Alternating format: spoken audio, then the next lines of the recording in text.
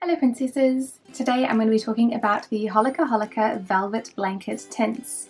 There are 6 shades in this collection and I picked them up because they seemed like they had really beautiful colours and it was a really interesting sort of formula that it was describing. In my head I was kind of thinking more like the 3CE Cloud tints that I haven't bought yet because there are so many of them and they're really expensive, but I digress. These ones are pretty cheap. They were $6.90 each. Although I'm pretty sure that's not what I bought them for, because when I'm looking at this at the moment it is Black Friday sales, so I'm assuming that that is cheaper. Let me have a look. Yep, so I bought them for $8.04 each. So they're a little bit cheaper at the moment, but not by a huge amount. So for these ones, the product description says, the lip tint makes lips look more attractive with velvet texture and favorite color. I must have read a description that was not on Rose Shop, because I'm sure that when I read it I was a bit more interested than, you know, what that says.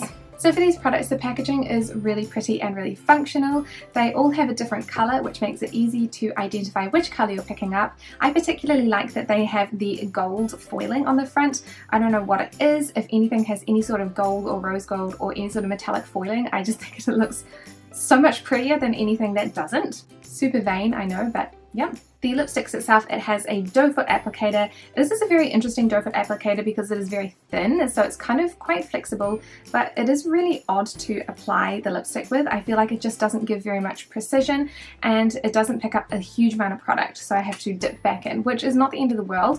It's just different from the general doe foot applicator that you would normally find on a lip product. There are 6 shades in the collection, and when I got them I was actually disappointed by how they looked. They're all kind of very like dull and kind of brownish, like they all have kind of like a brown tone to them, and that in itself is not necessarily a bad thing.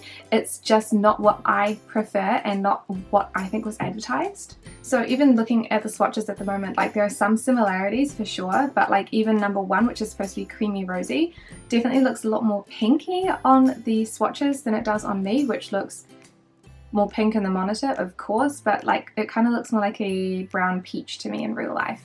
So while the color difference is small, it is kind of like not that great for me. So the first shade is called Creamy Rosy. This is what the shade looks like. It is a pretty pink, but it's almost like more of a peach. It's okay, it's quite pretty, but it's not one of my favorites. I kind of expected it to be more of this color, which is a bit more pinky. It's just a little bit more peach than that. But the formula is really nice. It's quite a thin velvet. It's not as silicone-y feeling as like the Petty Petal ones are though, so it's not too bad. So this is number 1, Creamy Rosy. Number 2 is called Salmon Cotton. So this one is a bit more of a sort of pumpkin-y colour. I wouldn't really consider it a salmon, but that's just my thoughts on the names. It is a pretty colour. It's not one that I gravitate towards because it is more of an orange, but at least it's not a bright orange. It's a very dusty sort of like brownish tone instead. So this is number 2, Salmon Cotton. The next shade is called Pumpkin Mocha. I guess this one does definitely look more pumpkin-y than the other one does. So this is the Pumpkin Mocha. It's a lot more orange, but it's still like that sort of reddish brownish orange. I think that the colour actually looks really nice. It's again not one of my favourites because I don't like oranges, and it's kind of like a brownie orange, so it's doubly not one of my favourites. But it is a pretty colour. So this is number 3, Pumpkin Mocha. Number 4 is called Apple Bianco, like Bianca, but with an O on the end. What does that mean? I do not know. This one is quite a pretty red. It's not my favourite red of all time. It's a little bit more brown than I would prefer. So like, I mean, pretty much all of the collection is a little bit more brown than I would prefer in colours. I guess that's kind of its vibe though. Like it's very dusty. It's more like autumnal colours, which I guess for the rest of the world, you guys have just finished autumn, so that would be okay. In New Zealand, we just did spring and summer, so less okay for me. But it is still pretty nonetheless. So this is number 4, Apple Bianco. Number 5 is called New Mauve, which is the other pink shade other than number 1. So this is of course the pink that I gravitate towards the most, but it's still a really brown toned pink. Like it is mauve, yeah, but it's kind of like a brownish tinted mauve. I don't know, it's so strange to me that they're all that kind of brownish tint, and this one part of my fringe refuses to stay where it's supposed to stay. It keeps doing this and poking me in the eye. So frustrating. But I do get a fair amount of wear out of this one in terms of testing it for the collection. This is the one that I pretty much wear exclusively. I don't love it, but it is the most pink out of the collection, so I like it the most out of the 6. So this is number 5, New Mauve. And then the last one is number 6, which is called Woody Rose. So this is what Woody Rose looks like. It is a really pretty colour again. It's another red, but it's kind of like a more berry and brown red. There's just that touch of brown in all of them. Or you could think about it, I guess, as like just calling them dusty colours maybe. That might be a little bit more suitable. It's a pretty colour, but again, it's not one that I got a huge amount of wear out of. It just looks to me too brown for me personally. Like, it's just not something that I enjoy, and I'm sure you guys have heard this about a million times now throughout this entire video. But yeah, it's just not something that is my cup of tea. But it is a pretty colour still. So this is number 6, Woody Rose. So overall for these tints, I'm not actually a huge fan of any of them. I don't particularly love the colours, and I don't particularly love the formula.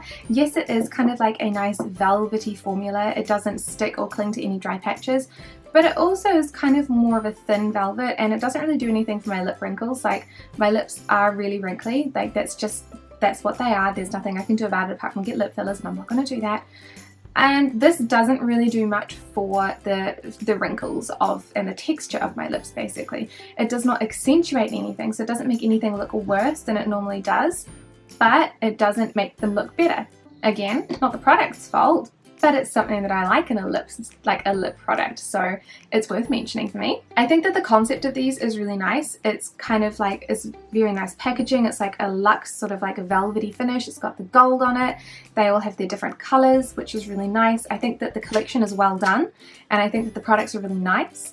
I just think that they're not the products for me personally. Like, there's nothing about these that makes me immediately want to keep them in comparison to anything else that I already have in my collection. I have a lot of other velvety sort of products that I like better than these, which you guys will see when I do some destashes or declutters near the end of the month. I'm going to be going through all of my products and showing you guys which ones are going to be purged and which ones are going to stay. So if you want to see some of my favorite products and some of the ones that I'm letting go and the reasons of why I'm letting them go, then please stick around for those. But otherwise, I definitely would recommend these. If you look at the pictures and you really like the way that the colours look, like that sort of like dusty, maybe like brownish toned look for most of the colours, then I definitely would recommend them, but they're just not for me. So thank you guys so much for watching this review, and I will see you in the next one. Bye!